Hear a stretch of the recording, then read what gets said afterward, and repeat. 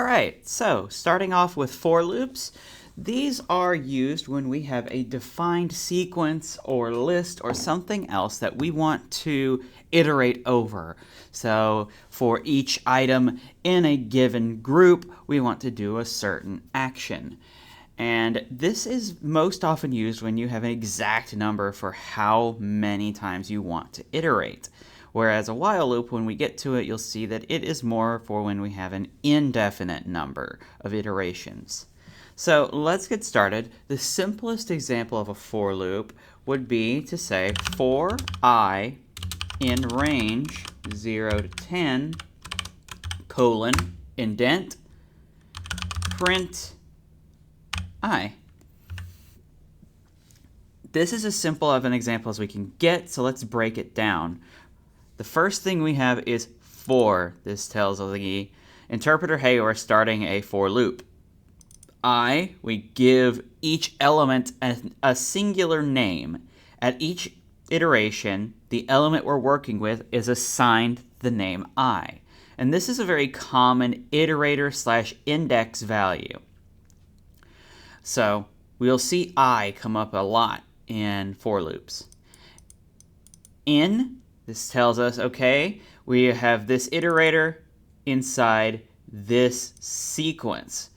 The function range, in this case, range 0 to 10, returns a sequence, not a list, a sequence of numbers from 0 to 9, because we do not include the second number. And so for each of those, we want to print the word or the number that is represented with I. So let's see this in action. First off, we're going to save. We're going to save here. Called it loops.py. We're going to find our file. And we're going to open up in terminal. And I'm going to go back to here in my Explorer, and we're going to run our code. Python to do loops.py, and it's going to print 0, 1, 2, 3, 4, 5, 6, 7, 8, 9. And you can see firsthand how 10 is not included. Now, of course, we could do multiple things here. Like, let's say we wanted a sum of all numbers from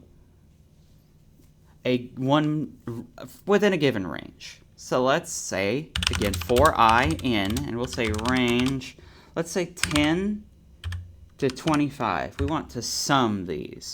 So we're going to need something to hold that. We'll put total equals 0. Now inside of our loop, whoops, I forgot my colon. There we go. So inside of our loop, we're going to say total plus equals I. And just for fun, we're going to print our total at each iteration. So we'll say print total.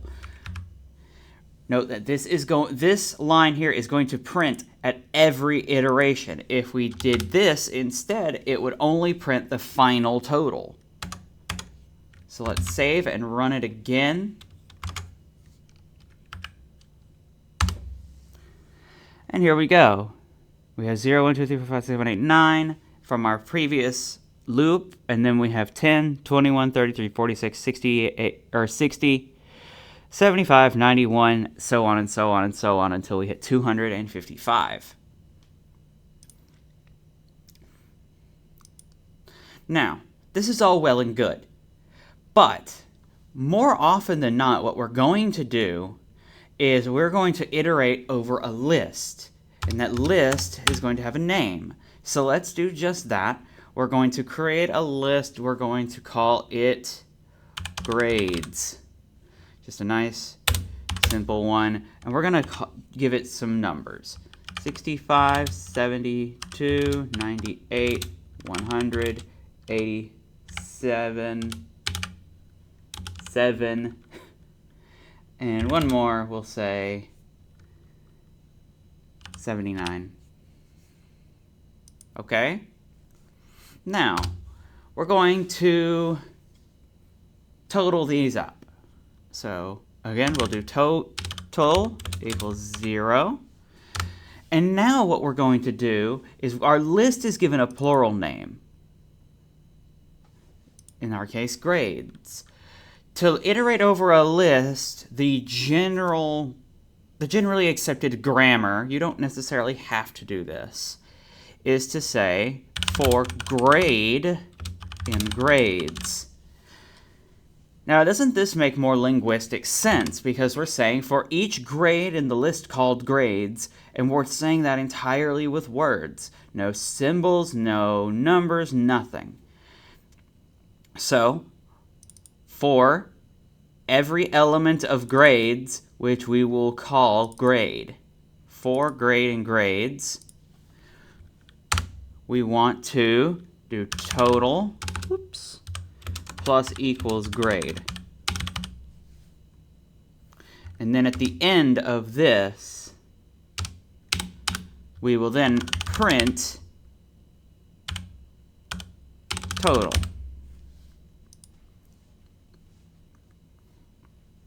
Okay. Let's print this. Let's save this, run it, and we'll see below the 255 is a 5. It's a 501. I keep misreading that as an 8. But we added all of these up by doing this, these two lines here, and then we printed it. Is it necessary for you to do this? No. If you're taking the sum, in this case, of a list, you would just use the sum function. But this gives you that peek behind the curtains to understand, one, how the sum function works, and number two, understand how a for loop works. Now, let's say we want to print the contents of grades in a meaningful fashion. We want to print each one and print it as assignment 1 is this, assignment 2 is that, assignment 3 is that. So let's do this with an index. We're going to enumerate our for loop. So let's do one last loop. We're going to not worry about our total anymore. We're just going to say for grade I in enumerate grades. Okay, this is a bit more complex. What on earth does all this mean? So, what we're saying here is we have for the most part, we still have for grade in grades. But we're changing things up just a little bit. We have this variable I, and this is going to give us the index value of grade.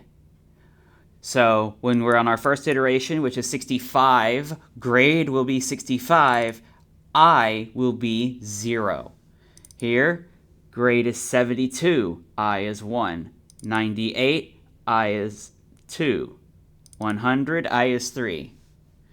So let's do something here. We're going to say print assignment number. And I like to do a concatenation. Assignment number I plus 1 because we want it to start at 1 in our print, but I starts at 0.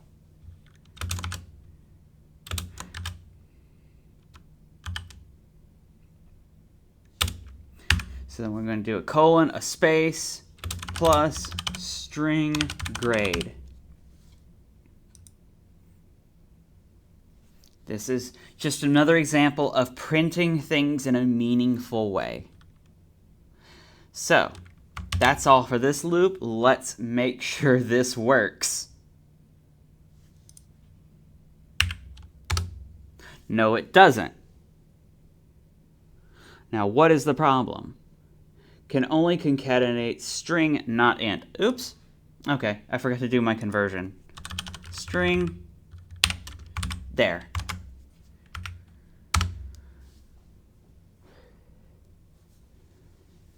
Now that is interesting. It's backwards. So I did get these numbers backwards. So what we need to do is reverse these for I grade. It is a little bit strange, but yes, we want it's for index value, index comma value in enumerate list. So with that corrected, let's try this one more time. We'll CLS. Yep, there we go. Assignment number 1, 65. Assignment number 2, 72. Number 3, 89. Number 4, 100. Number 5, 87. And number 6, 79. And so that is the gist of for loops. You could also, alternatively, but I don't recommend doing this, instead of saying grade, because we have the index value here, we can say grades sub I. And when you get to other programming languages, you will have to do it this way. But we're in Python. Let's not do it that way when we can just do grade. And so that is going to cover us for for loops. Next time we're going to talk about the while loop. So stick around for that.